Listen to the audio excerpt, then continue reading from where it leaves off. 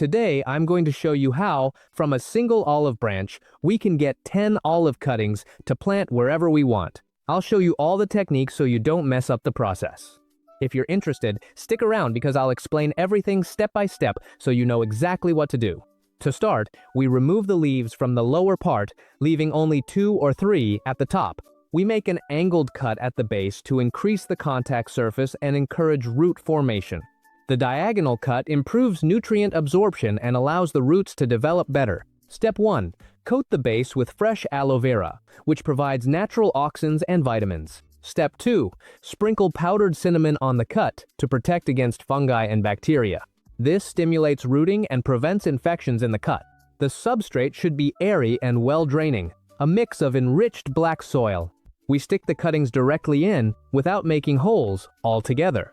Keep the cuttings separated so each one gets enough light and air.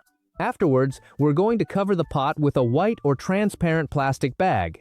This keeps the moisture in, creating a mini greenhouse effect. To protect the cuttings from fungi, we prepare a liter of water with a pinch of cinnamon. Stir very well to dissolve the cinnamon and strain it with a fine cloth.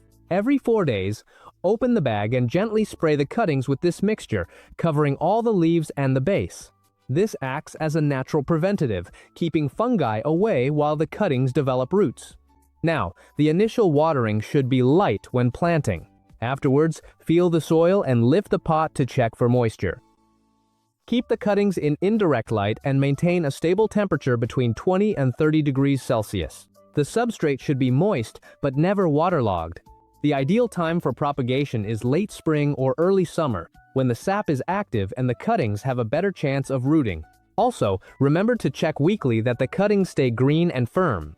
And this is when we discover that, starting around the 4th week, we begin to see the first roots coming out, when all the cuttings in the mother pot already have roots.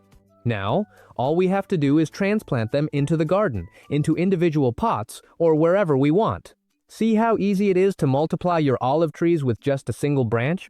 If you liked this method and want to discover more techniques like this, subscribe to the channel and don't forget to turn on the notification bell so you don't miss any of our upcoming videos. See you soon!